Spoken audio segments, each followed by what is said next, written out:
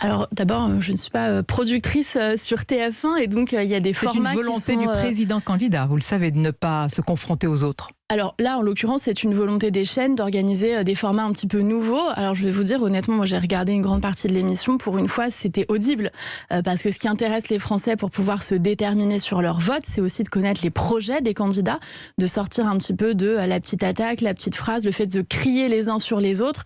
Il y a un dernier débat qui a eu lieu précédemment, pendant lequel on n'a pas entendu une seule phrase de façon distincte. Donc moi je pense que ça a permis à chacun de pouvoir découvrir des projets, des candidats, des candidates sur un sujet grave comme la guerre en Ukraine, qui ne se prête pas justement à ces petites phrases, qui se prêtent au temps long, à la réflexion poussée, à la relance. Mais il y a évidemment la guerre en Ukraine écrase tout, mais il y a d'autres sujets qui intéressent les Français. Vous estimez que ces autres sujets ne se prêtent pas à un débat, à une confrontation avec le président candidat? Non, le président de la République est loin de rechigner au débat, bien au contraire. Il a fait un débat face à des Français à Poissy.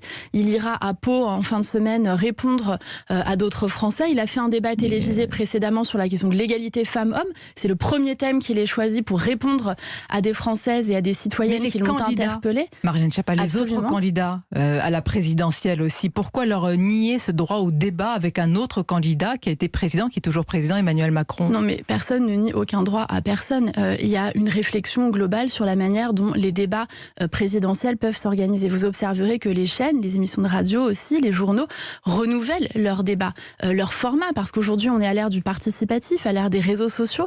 Il y a de plus en plus de citoyens qui veulent prendre la parole et il me semble que les candidats se prêtent à cela. Ça fait 1 an que Marine Le Pen, que le Parti Les Républicains, que d'autres, que le Parti Socialiste sont en campagne pour la présidentielle. Ça fait 5 ans que vous l'êtes, certains disent. Non, mais dans ces cas-là, ça fait 39 ans que je suis en campagne. On peut être rationnel et regarder. D'ailleurs, tout cela est très surveillé. Vous savez que les temps de parole sont décomptés. Je crois que d'ailleurs certains ont un petit peu d'avance, d'après ce que j'ai cru comprendre, même beaucoup, sur les temps de parole diffusés dans les médias. Donc ensuite, le débat, la démocratie est importante, le débat est essentiel et le président de la République débat face aux Français, directement, dans un lien personnel avec les Français. Mais il va pas pour répondre débattre à leurs questions.